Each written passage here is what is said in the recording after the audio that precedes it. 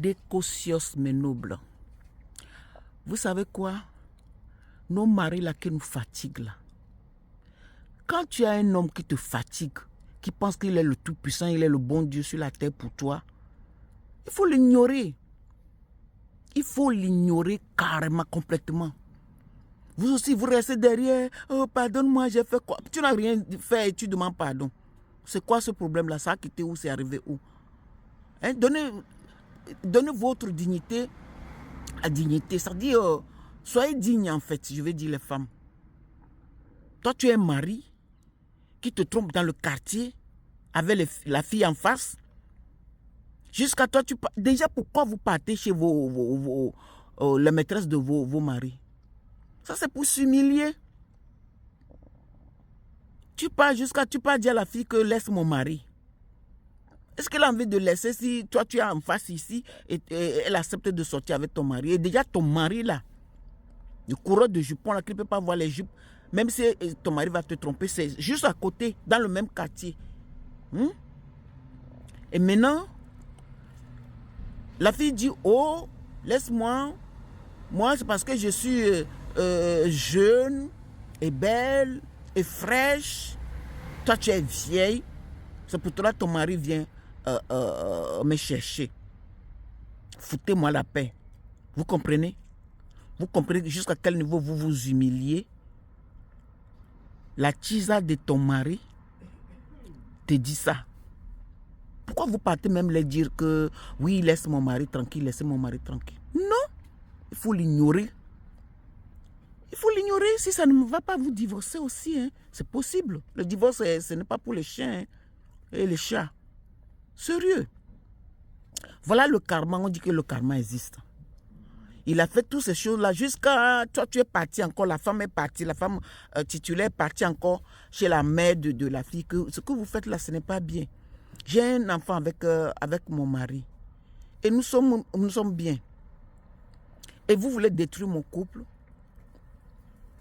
Ce que vous faites dans le quartier, là, parce qu'après, ils se vendent dans le quartier. Ça dit pour narguer la femme titulaire, la femme mariée, quoi.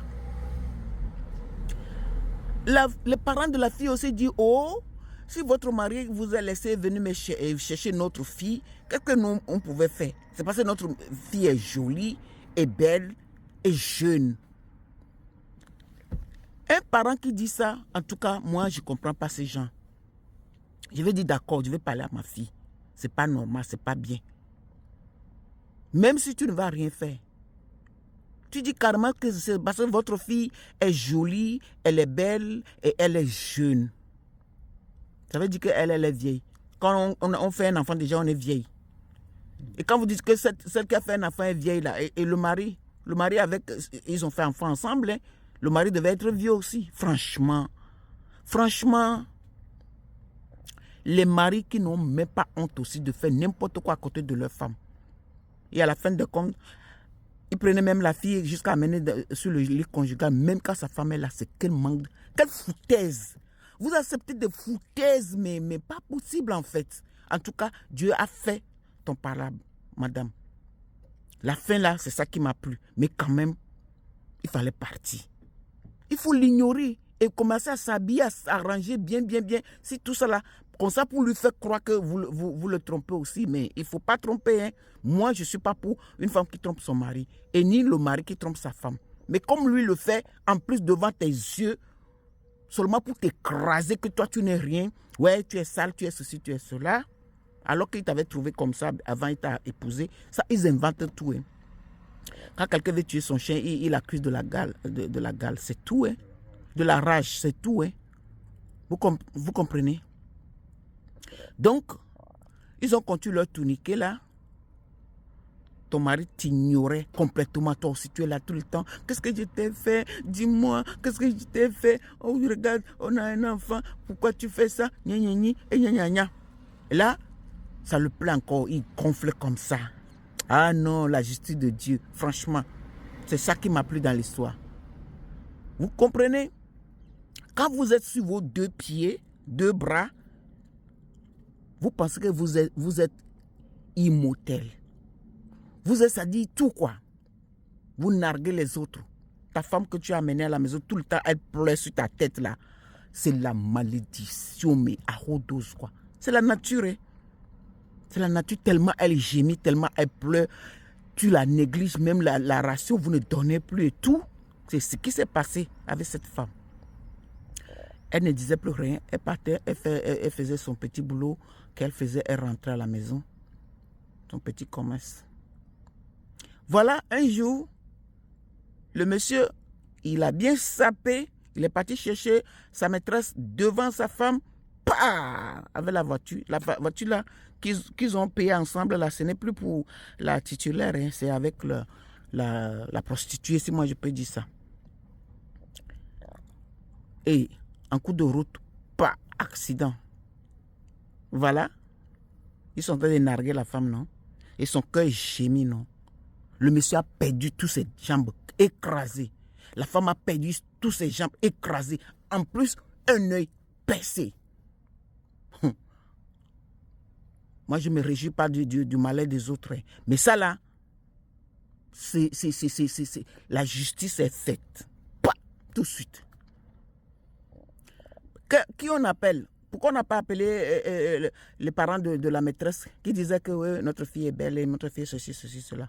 Parce que c'est elle qui prenait tout l'argent.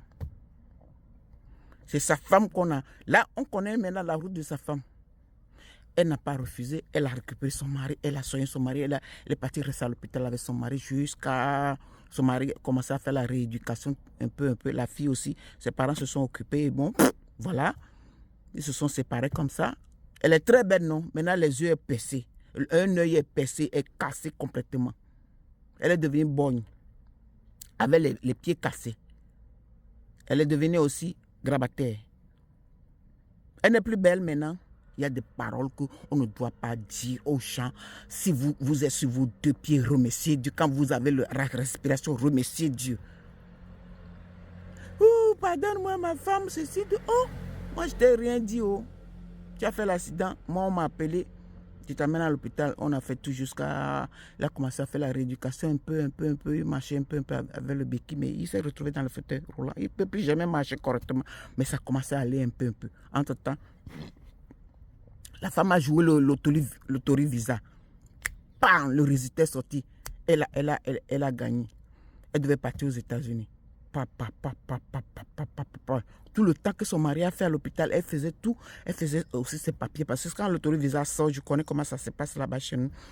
1 an pour faire les papiers jusqu'à tout soit à peu près. 1 an. Pendant ce temps, le mari là était dans le fauteuil roulant. Elle s'est occupée jusqu'à quand son mari a commencé à aller un peu.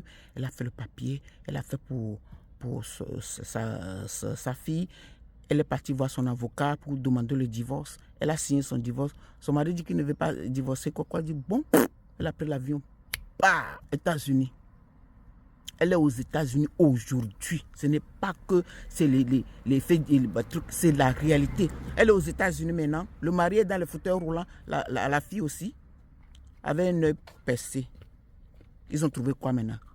En tout cas, parfois Dieu est lent à la colère, mais riche en bonté. Mais ça là, c'était tout de suite. Bam! Les gens ont dit que peut-être c'est elle qui a fait quelque chose. Elle n'a rien fait du tout. Hein. Elle est restée pleurer. Elle pleurait derrière son mari. Ne me donne pas cette honte. Comment tu sors avec une fille dans le quartier? Même pas le respect pour moi. Quand je passe, les filles se regroupaient avec cette fille-là au milieu d'eux pour me narguer. Regarde-moi ça. Regarde-moi celle-là. Regarde comment elle est vieille. Elle est sale. Elle est ceci. Et pourtant, elle n'est pas vieille. Elle dit, pourtant, je ne suis pas vieille. Hein. J'ai fait qu'un enfant, je ne suis pas vieille. Mon mari m'a honni comme ça. Et c'est Dieu qui t'a honni. Maintenant, tu es dans le fauteuil roulant, ta femme est partie. Tu dis, maintenant, c'est elle qui va rester avec la poubelle maintenant. Quand c'était chaud, bien. Toi, tu es parti chercher une maîtresse. Vous voyez la fin? C'est malheureux. Mais c'est ce qu'ils ont bien cherché et ils ont trouvé.